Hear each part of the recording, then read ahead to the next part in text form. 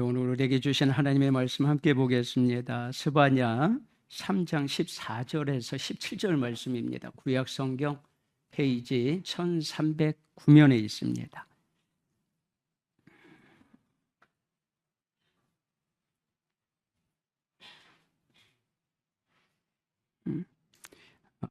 구약 성경 1309면에 있습니다. 스바냐 3장 14절에서 17절 말씀까지 보겠습니다.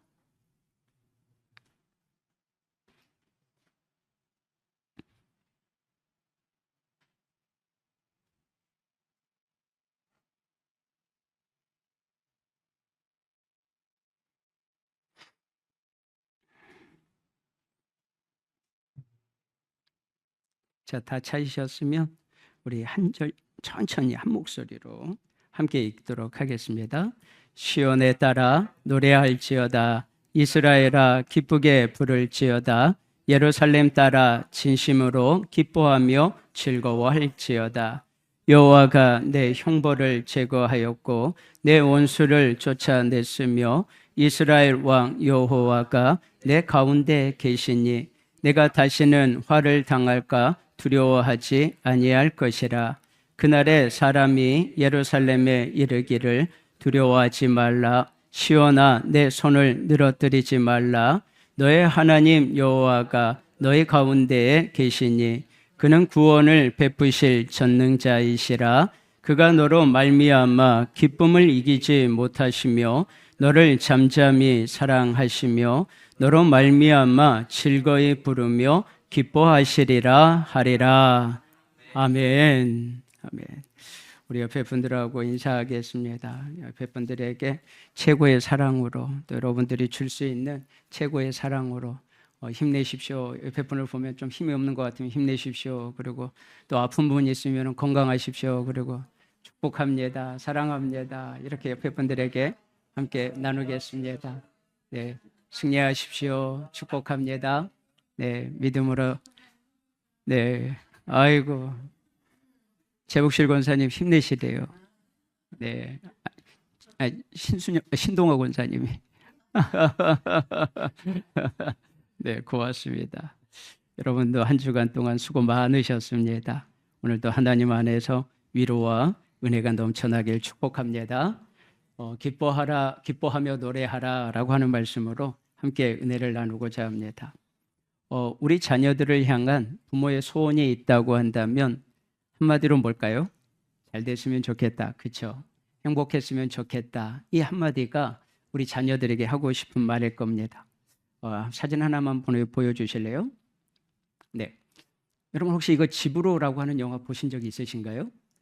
네. 어떠셨어요? 우리 손주들 보는 것 같았죠. 그렇죠? 네. 집으로라고 하는 저 모습은 뭔 것 같으세요? 할머니하고 손자하고. 네. 지금 할머니가 이렇게 숟가락으로 김치를 찢고 있는 거죠. 네. 네. 김치를 찢는 이유가 뭘까요? 자기 입으로 들어가려고 할까요? 아니면 어떻게 할까요? 손주 입으로. 엄마가 저 모습을 보면 할머니를 좋아할까요? 어떻게 할까요? 네, 손 씻었냐고 물어보겠죠.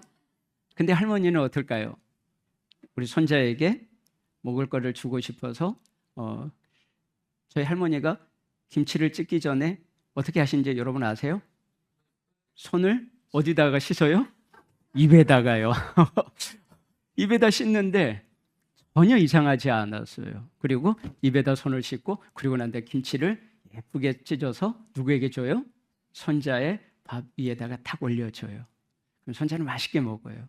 왜 그랬을까요? 사랑 때문이에요. 사랑 때문에.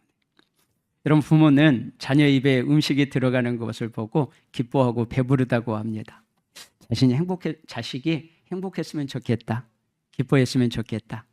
그것이 만족했으면 좋겠다. 이것만큼 더 바랄 것이 없다고 합니다. 여러분 하나님 아버지의 마음은 어떨까요? 하나님 아버지의 마음은 저 할머니의 마음보다 더하지 않을까요? 여러분 창세기를 보면 하나님께서 천지를 창조하셨습니다. 그리고 난 다음에 천지를 창조하시고 난 후에 그 창조한 것을 볼 때마다 뭐라고 말씀하셨는지 여러분 혹시 기억나세요? 이렇게 말씀하세요. 보시기에 좋았더라. 그리고 마지막에 사람을 지으시고는 보시기에 심히 좋았더라. 그 말이었어요. 여러분, 그 말은 무슨 말일까요? 난 너무 기쁘다.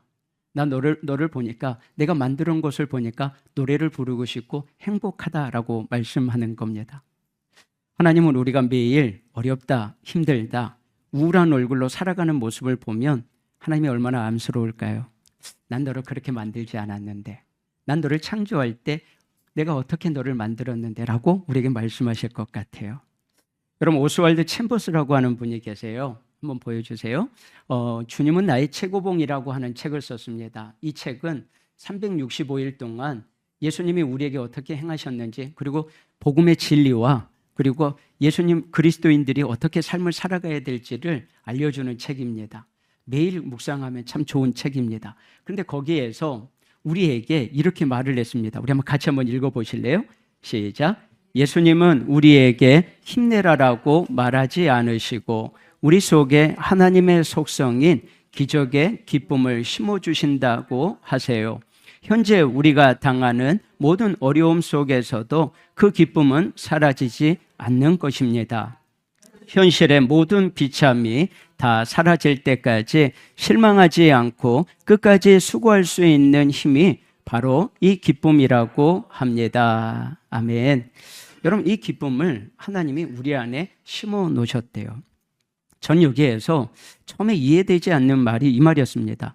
하나님 우리에게 힘내라고 하지 않으신다고? 어떻게 이러실 수가 있지? 하나님 우리에게 힘내라고 말해야지 우리가 힘을 내는 거 아닌가?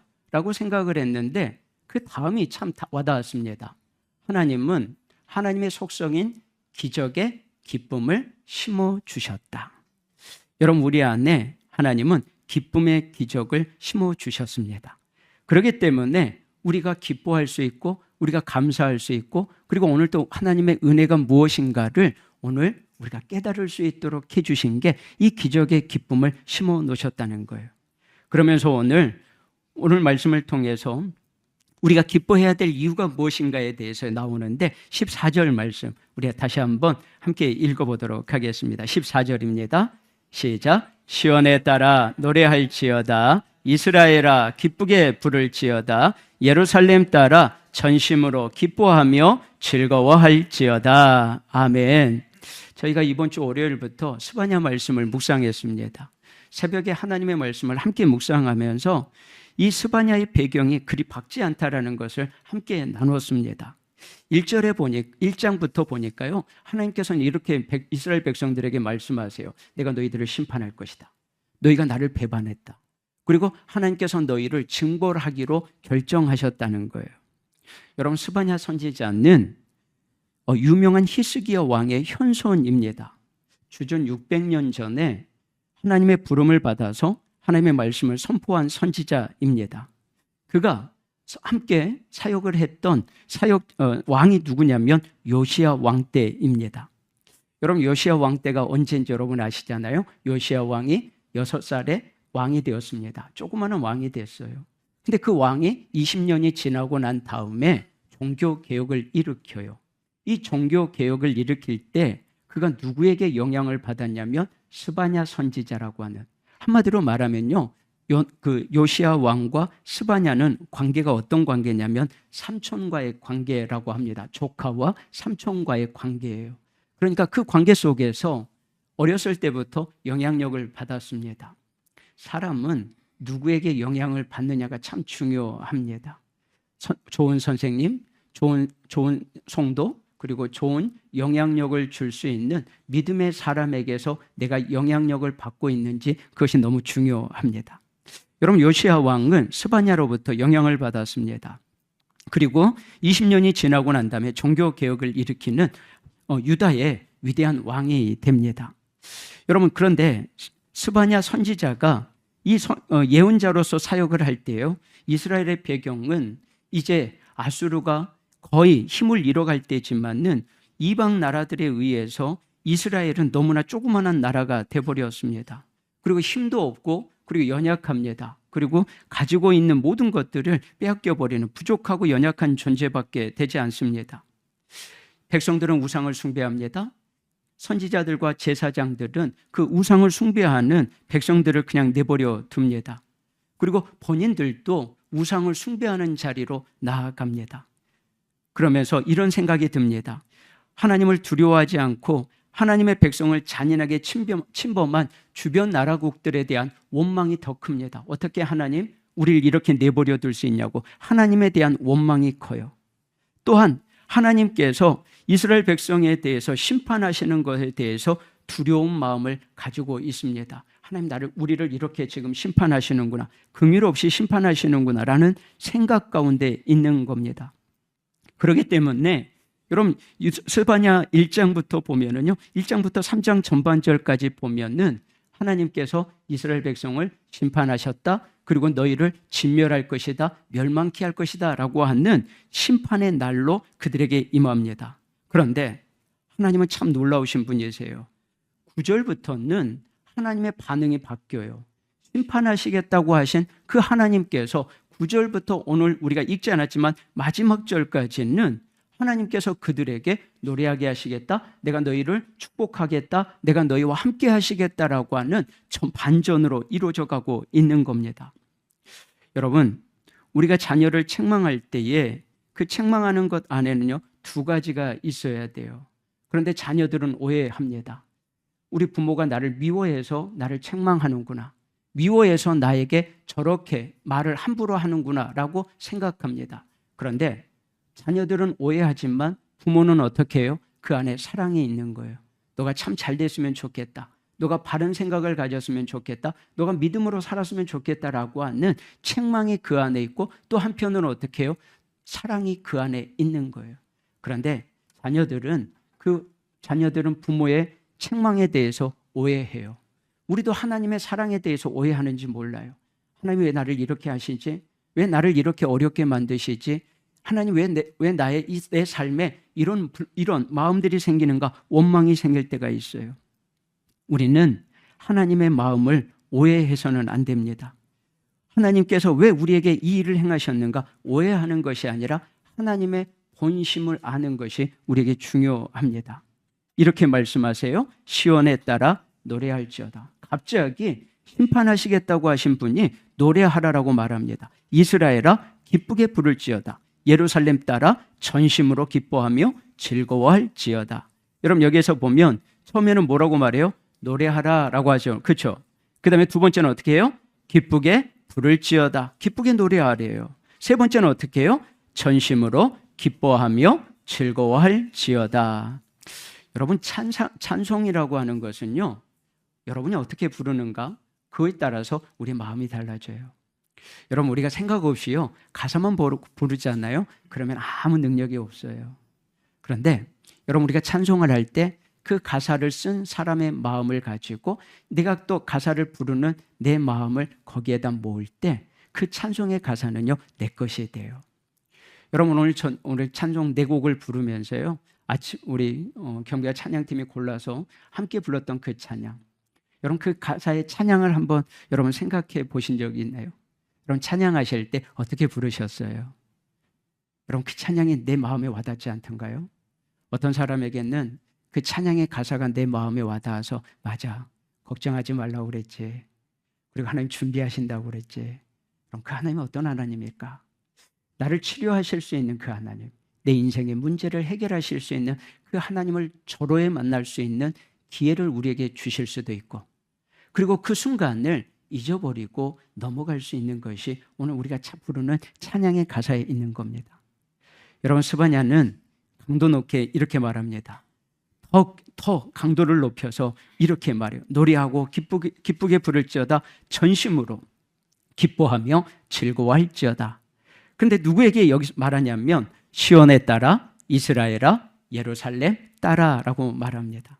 여러분, 이들은 누구를 말하냐면 하나님의 자녀들을 말합니다.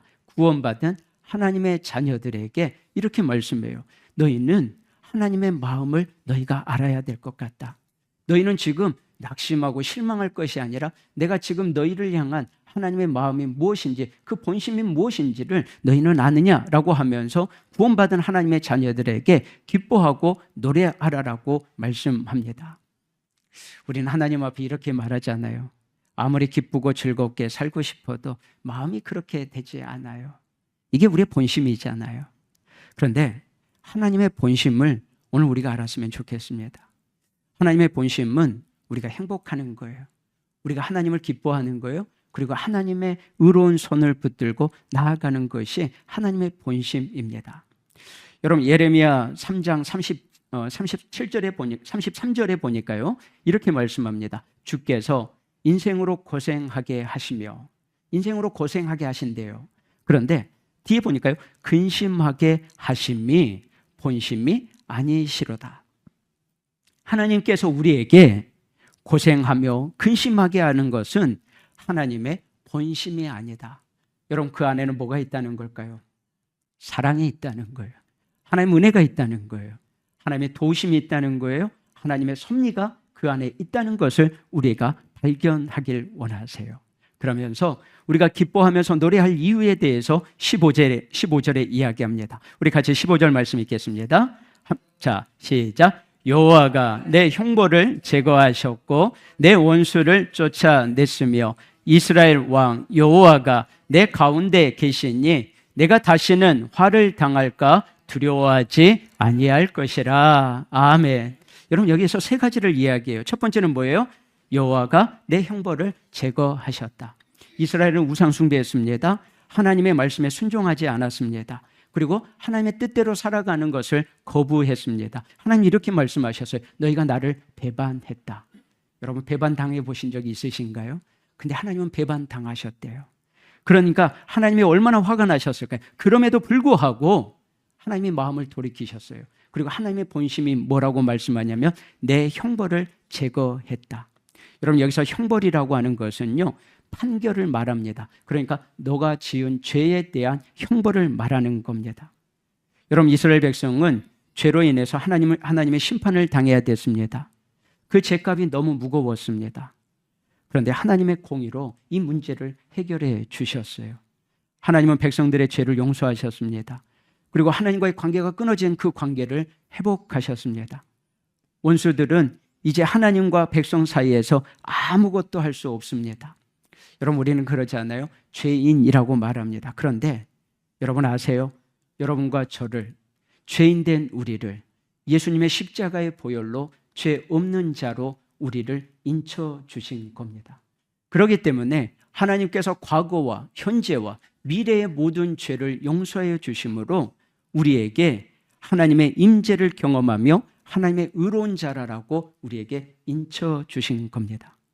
그러면 그 하나님의 용서, 형벌을 받는 걸로 끝냈을까요? 아니에요. 하나님께서는 용서받을 뿐만 아니라 또 우리에게 어떻게 하셨어요? 내 원수를 쫓아냈으며. 여러분 하나님의 용서가 그들 위에 임할 뿐만 아니라 하나님께서 그들에게 베푸신 것이 뭐냐면 원수를 물리치게 해 주셨다라고 하는 겁니다. 용서하신 하나님께서 당신의 백성들 가운데 죄 문제뿐만 아니라 그들의 원수를 물리치시고, 그리고 세 번째는 하나님께서 그들에게 약속하신 가장 큰 은혜가 있습니다. 뭐라고 말씀하냐면 이스라엘 왕 여호와가 내 가운데 계시니 내가 다시는 화를 당할까 두려워하지 아니할 것이라 라고 말씀합니다. 여러분 하나님이 그들에게 함께해 주시겠다라고 하는 겁니다. 여러분 우리의 죄를 용서함 받는 것도 얼마나 커요? 그런데 원수까지도 하나님께서는 그들을 멀리해 주겠다고 하세요. 그뿐만 아니라 용서해 주신 그 하나님께서 우리에게 말씀합니다. 내가 너와 함께할 것이다. 우리 가운데 함께할 것이다 라고 말씀하세요. 여러분 이스라엘 백성들은 이제 정말 하나님을 찬송하고 기뻐하고 그리고 하나님을 즐거워할 이유가 충만해졌습니다. 그런데 하나님의 은혜는 여기에서 멈추지 않아요. 하나님의 은혜는 얼마나 대단하시는지요. 우리에게 더 위대한 말을 하시는데요. 자, 보세요. 15절 하반절입니다. 자, 시작. 내가 다시는 화를 당할까 두려워하지 말라. 뭐라고 말씀하세요? 너희는 화를 당할까 두려워하지 말라. 여러분 우리가 힘겨운 시간들을 보낼 때가 있어요. 그런데 하나님께서 우리에게 말씀합니다. 너의 인생의 여정은 하나님의 축복으로 너 뒤에 남겨져 있다. 그것을 기억하라라고 우리에게 말씀합니다. 여러분, 하나님은 우리를 굽어 살피시는 분이 아니라, 멀리 계시는 분이 아니라 오늘 우리의 삶의 한복판에 함께 계시는 분이세요. 그러면서 우리가 하나님을 기뻐하고 즐거워할 수 있는 이유가 있음에도 불구하고요, 우리의 모습은 어떠한지에 대해서 이야기합니다. 우리 16절 말씀, 기뻐하고 즐거워하라고 하는데도 우리는 어떤지 한번 볼까요? 16절 보겠습니다. 그날에 사람이 예루살렘에 이르기를 두려워하지 말라, 시온아 내 손을 늘어뜨리지 말라. 여러분, 하나님은 기뻐하고 즐거워하라고 그래요. 그런데 우리의 모습은 어때요? 내 손을 늘어뜨렸다라고 하는 겁니다. 여러분, 여기서 내 손을 늘어뜨렸다라고 하는 말은요, 우리 그런 말을 하지 않아요. 힘들면 뭐라고 말해요? 힘들어서 밥 먹으라고 할 때 우리 밥 먹어보라고, 맛있는 거 반찬 이렇게 식사를 준비해 놓고요, 식사하세요라고 했을 때 연세 드셨던 어른들이 했던 말 혹시 생각나세요? 내가 힘이 없어서 내 젓가락, 숟가락 들 힘이 없다. 여러분, 손을 늘어뜨린다라는 것은요, 한마디로 이런 의미입니다. 우리의 삶의 열정이 식어버렸다라는 거예요. 내 삶의 열정, 하나님을 향해서 손을 들 힘이 없다는 거예요. 하나님은 기뻐하라고 하시고 하나님은 노래하라고 하시는데 내 손을 늘어뜨렸다는 거예요. 인생의 열정이 사라져버린 이스라엘 백성 자신들의 모습을 이야기합니다. 여러분, 화가에게 손은 어떤 모습일까요? 화가는 그림을 그리기 위한 도구예요. 음악가에게 손은 뭘까요? 음악을 만들 수 있는 기구예요, 기구. 요리사에게 손은 뭘까요? 맛있는 음식을 만들 수 있는 중요한 도구예요. 손이 없다면 화가도 될 수 없고요, 음악을 할 수도 없고요, 요리도 할 수 없어요. 여러분, 부모에게 손은 뭘까요? 자식들을 위로하고 사랑하고 그리고 그들에게 격려해 주는 것이 손입니다. 그렇기 때문에 손이라고 하는 것은 인생을 살아가는 열정이고, 그리고 하나님 앞에 우리의 마음을 올려드릴 수 있는 축복한 하나님의 은혜를 높여드릴 수 있는 도구가 되는 것이 손입니다. 하나님 우리에게 이렇게 말씀합니다. 너의 손을 들어 하나님을 경배하라고. 그분이 우리 하나님이시기 때문에 너의 손을 들어서 하나님을 경배하라고. 여러분, 그렇기 때문에요, 여러분, 찬양할 때 우리의 손을 드는 것은 내 열정이 하나님께로 향하는 겁니다. 내 마음이 하나님께로 향하여 내 인생의 모든 주관자가 되시는 그 하나님께 내 인생을 주께 겁니다라고 말하는 것이 우리가 손을 드는 거예요. 여러분, 찬양할 때 고의적으로라도 여러분 손을 들고 찬양하시면서 하나님의 사랑을 표현할 수만 있다면 얼마나 좋을까요? 그런데 우리에게 이렇게 말씀합니다. 내 손을 늘어뜨리지 말라. 하나님께서는 그들에게 말합니다. 너는 이제는 두려워하지 말아라. 내가 살아가는 동안 내 손을 늘어뜨리는 날이 온다 할지라도 하나님이 너의 손을 붙잡아 주실 것이기 때문에 두려워하지 말라. 그리고 하나님이 너를 얼마나 사랑하시는지 기억하면서 너의 손을 들어라라고 우리에게 말씀하는 겁니다. 누가 우리에게 이런 말을 해줄까요? 힘내. 누가 이런 말을 해줄까요? 여러분, 하나님이 해주실 때, 사람이 할 때는 그냥 격려인 것 같아요. 그런데 이 말을 해주시는 분이 누구세요? 오직 사랑의 하나님이세요.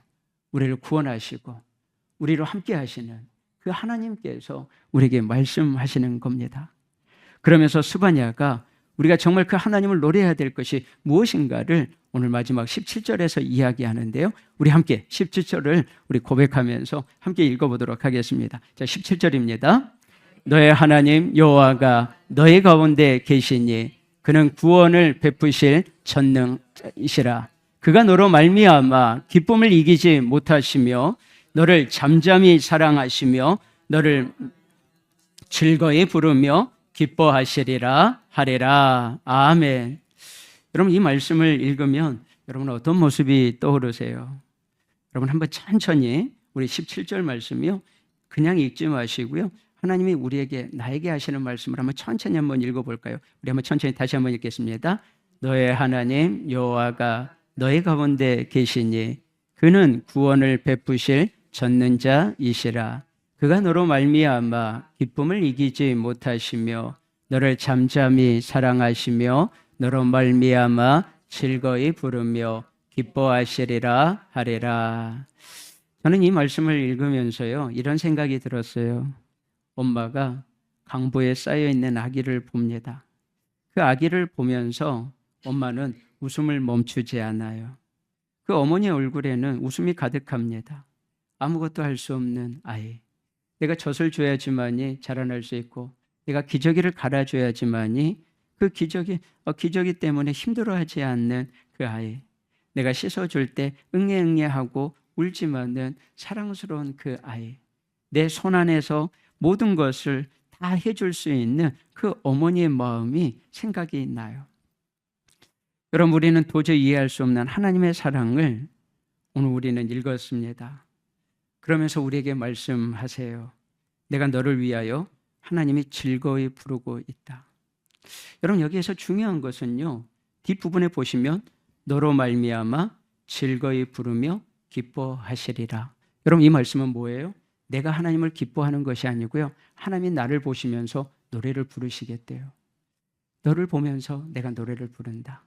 너의 삶을 보면서 내가 노래를 부르고 있다라고 하세요.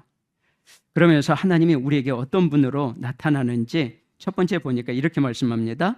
나는 내 하나님이고 내가 너의 가운데 함께하고 있다라고 말씀하세요. 여러분, 하나님은 다른 누군가의 하나님이 아니세요. 한번 해보실래요? 나의 하나님, 나의 하나님. 여러분, 거기다가 여러분의 이름을 넣어보실까요? 하나님은 누구의 하나님? 여러분의 이름을 넣어서 한번 같이 해보겠습니다. 시작. 하나님은 정근영의 하나님이십니다. 아멘. 여러분, 하나님이 누구의 하나님이세요? 나의 하나님이세요. 나의 하나님이세요. 그분은 어떤 하나님이냐면 너의 가운데 함께 하시는 하나님이세요. 여러분, 너의 곁에, 우리 곁에서 나를 지켜주시고 나와 호흡하시며 나와 함께 하시는 분이 하나님이세요. 여러분, 초대교회에 예수님께서 승천하시고 우리에게 약속해 주신 게 뭐냐면 하나님의 영이신 성령을 우리에게 보내주셨어요. 여러분, 성령의 뜻이 무엇이냐면 헬라어로 파라클레토스라는 거예요. 파라클레토스. 그런데 그 뜻인 파라는 옆에, 클레토스는 함께 하신다라고 하는 뜻이에요. 그러니까 성령은 어떤 분이세요? 우리 옆에 계시는 분이세요. 그러니까 여러분, 우리가 하나님을 근심하게, 성령을 근심하게 한다는 것은요, 내 옆에 있는 하나님을 우리가 인정하지 않고 무시할 때 성령님이 근심하세요. 무시할 때요. 그분이 내 옆에서 나를 도우시고 나와 함께 하시고 나와 동행하실 수 있는데 우리가 그분을 무시하는 거예요. 여러분, 우리는 인간이 외롭다라고 말합니다. 저도 외로워요. 그런데 여러분, 우리가 외로워하지 말아야 될 이유를 하나님 우리에게 주셨어요. 그건 뭐예요? 성령을 우리 옆에 두셨어요. 그리고 우리 옆에서 우리가 어떻게 살아야 될지, 무엇을 해야 될지 우리에게 깨닫게 주시는 거예요. 한번 이렇게 보실래요? 나는 외롭지 않습니다. 나는 외롭지 않습니다. 여러분, 이것을 계속해서 한번 해보세요. 나는 외롭지 않습니다. 왜냐하면 성령님이 내 옆에 계시기 때문에요. 하나님이 내 옆에 계시기 때문에요. 내가 하나님을 인정하지 못하는 것이 죄고요, 하나님을 믿지 않는 것이 죄예요. 그런데 그분이 내 옆에 계세요. 그렇기 때문에 우리는 외롭지 않을 이유가 있는 것을 말씀합니다. 두 번째로 하나님은 어떤 모습인지 우리에게 이렇게 말합니다. 구원을 베푸실 전능하신 하나님이시라. 여러분, 스바냐 시대에 북이스라엘은 이제 멸망됐습니다. 아수르로 멸망됐고요. 이제 유일하게 남아있는 게 남유다입니다. 남유다, 조그만한 남유다와 이제 베냐민 집밖에 남지 않았어요. 다 위에는 멸망하고 말았습니다. 여러분, 얼마나 외로울까요? 누가 우리를 구원할까? 누가 우리를 예전의 그 영광, 다윗의 그 영광으로 우리를 회복할까? 아무도 그를 도울 사람이 없습니다. 하나님 우리를 버리신 것 같아요. 절망입니다. 낙심입니다. 한숨밖에 나오지 않아요. 소망할 것이 아무것도 없습니다. 그런데 하나님께서 남유다 백성들에게 스바냐를 통해서 그들에게 하나님께서 이렇게 말씀합니다. 내가 구원을 베푸실 전능하신 하나님이시라. 여러분, 하나님은 무능한 하나님이 아니세요. 하나님은 이 세상의 것을 한번 후하고 불면 모든 것이 다 날아가 버리는 겁니다. 그런데도 불구하고 하나님은 우리를 사랑하세요. 하나님께서는 우리에게 전능하신 하나님으로 함께 하세요. 못하실 일이 없는 분, 불가능한 것이 없는 분.